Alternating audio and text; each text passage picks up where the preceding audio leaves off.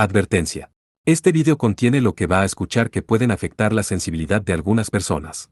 Se recomienda discreción, a una escena te escuche contienen, escenas con sangre, heridas graves y cicatrices, violencia moderada, cirugías y tratamiento de heridas o lesiones, se tocan temas polémicos que pueden afectar a algunas personas, no se incentiva a replicar o repetir las acciones que escuchen en este video. Recomendado para mayores de 16 años.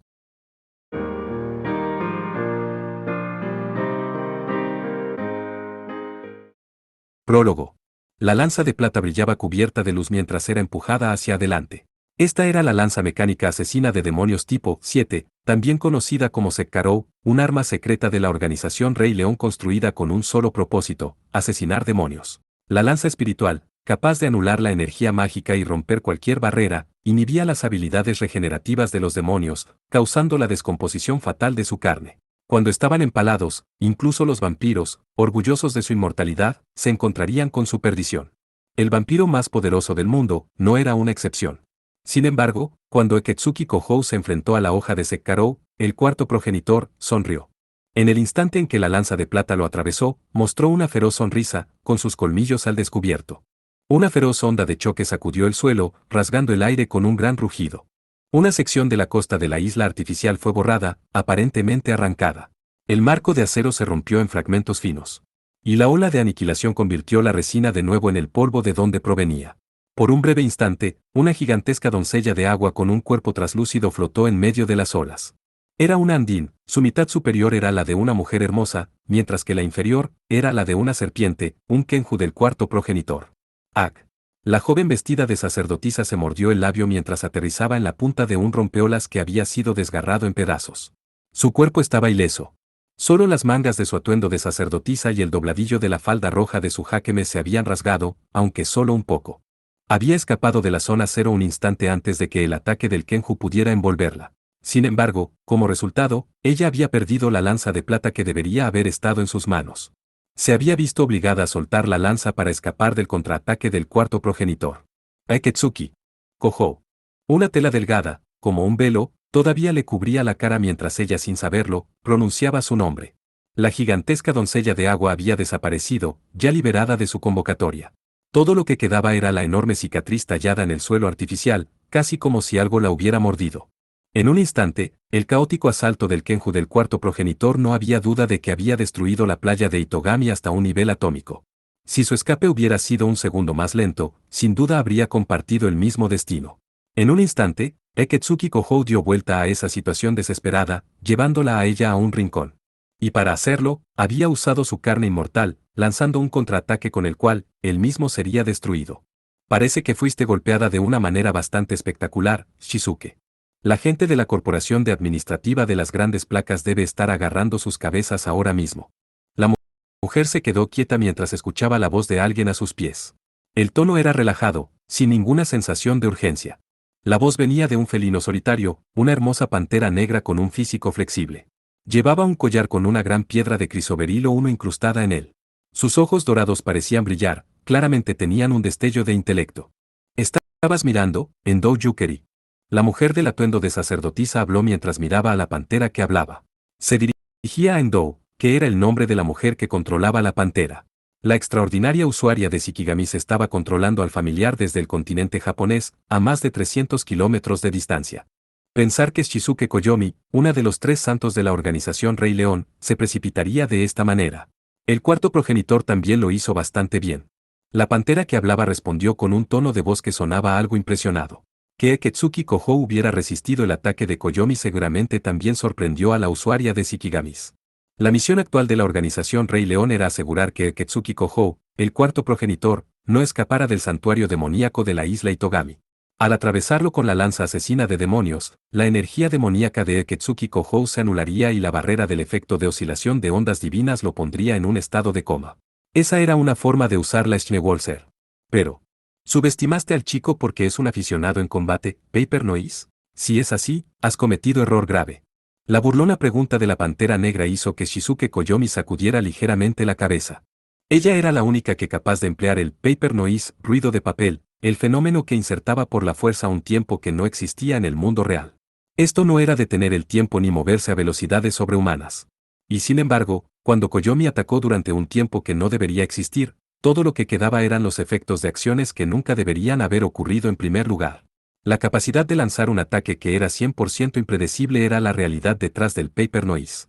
Incluso los grandes y poderosos vampiros progenitores consideraban esta habilidad, perteneciente a una de los tres santos del Rey León, como una a temer. Un piedra preciosa, aluminato de berilo con óxido de hierro, de color verde amarillento. Ella no creía que Akatsuki Koho hubiera descubierto la verdadera naturaleza del Paper Noise la primera vez que lo hubiera visto. Sin embargo, cuando vio a Koyomi levantando a Sekkarou contra él, había sonreído. La capacidad de la Schneewalzer para anular la energía mágica afectaban incluso a Koyomi, su portadora. Como mínimo, no podía emplear el poder del Paper Noise mientras la Schneewalzer estuviera activa.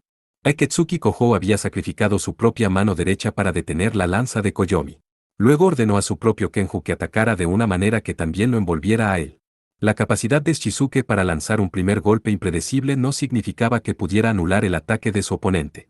Apuntar a un intercambio mutuo de golpes era la forma más efectiva de defenderse de ella, de hecho, la única. Akatsuki Koho lo había entendido, no por cálculo, sino por instinto. Por eso había sonreído. Para escapar del Kenju, Koyomi no tenía más remedio que dejar ir a Sekkarou. Akatsuki Koho se había hundido en el mar, todavía herido, pero lo importante era que Koyomi no había podido detenerlo. Y así, incluso si Koho era el heredero del poder del cuarto progenitor, uno de los tres santos de la organización Rey León había permitido a un simple estudiante de preparatoria deslizarse entre sus dedos. No tenía espacio para refutar que era un error. Ese muchacho es un verdadero comodín, el impotente humano, que sobrevivió al banquete flameante y obtuvo el poder del cuarto progenitor. Ese hecho es mucho más aterrador que el poder demoníaco de un progenitor o un Kenju. Y aún no se da cuenta. Los hombros de la pantera negra se hundieron y suspiró en forma humana. Desde la punta del rompeolas demolido, Shizuke Koyomi miró al mar a sus pies. La superficie del mar se arremolinaba en un feroz vórtice, un efecto secundario de la onda de choque desatada por el Kenju. El mar tuvo que haberse tragado no solo a Akatsuki Koho, sino a su observadora, Imeragi Yukina, así como a Kisaki Kiria, de Taishiki Oku. Entonces tuvimos razón al confiarle a Imeragi Yukina. A pesar del método, no obstante, de alguna manera ha logrado controlar al comodín. Supongo que ella.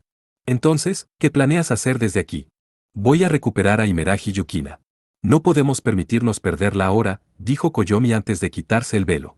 Dejando a un lado al vampiro Akatsuki Koho, no podía abandonar a Yukina y Kiria. Esas dos chicas se habían agotado a luchar contra un enemigo tan feroz como Minami Yanatsuki. La propia Koyomi infligió daño adicional, suficiente para que no pudieran moverse. Koyomi tenía el deber de rescatar a la pareja antes de que se ahogaran. Sin embargo, cuando Koyomi se movió para soltar un Shikigami hacia el mar para buscarlos, la pantera negra la detuvo. Parece que la búsqueda y el rescate son innecesarios, Shizuke. Los ojos dorados de la pantera estaban mirando al borde opuesto del rompeolas roto.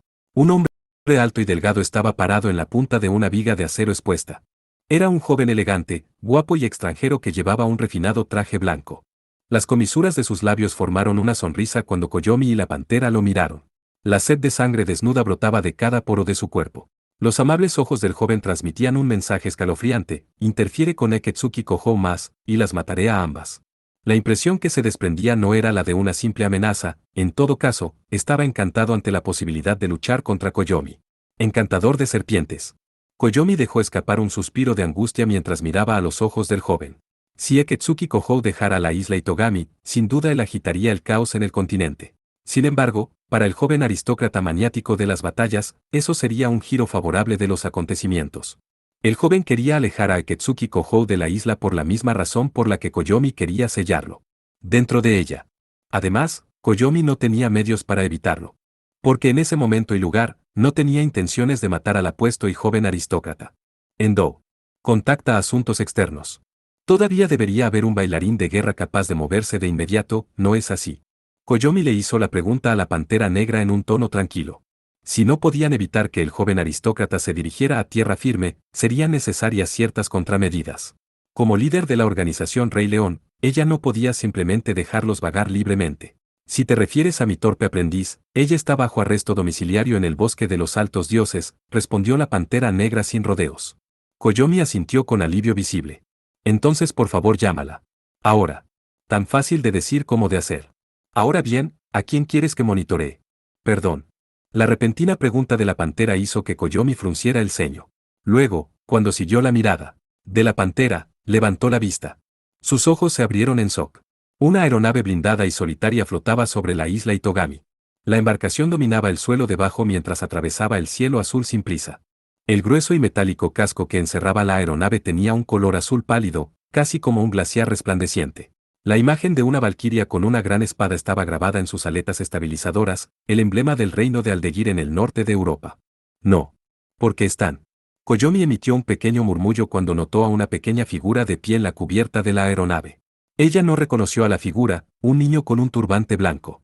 Su cuerpo entero estaba adornado con lujosas joyas de oro. La energía demoníaca que se desprendía de su pequeño cuerpo no parecía inferior a la del joven aristócrata, monstruos de un nivel tal, que no podían ser contenidos por el santuario demoníaco. Separados por cientos de metros, el niño y el joven aristócrata se miraron el uno al otro, pero la aeronave blindada no les prestó atención mientras volaba sobre el océano. La aeronave se dirigía al norte de la isla Itogami, hacia el continente japonés. Y cuando la mirada de Koyomi volvió a la superficie una vez más, el joven aristócrata había desaparecido. Todos los rastros de Aketsuki Kohou y los otros tragados por las profundidades también se habían desvanecido. El joven aristócrata se los había llevado. Vaya, vaya. Dejad atrás, todo lo que Koyomi podía hacer en ese lugar era agarrar los puños de su atuendo de sacerdotisa y murmurar en voz baja.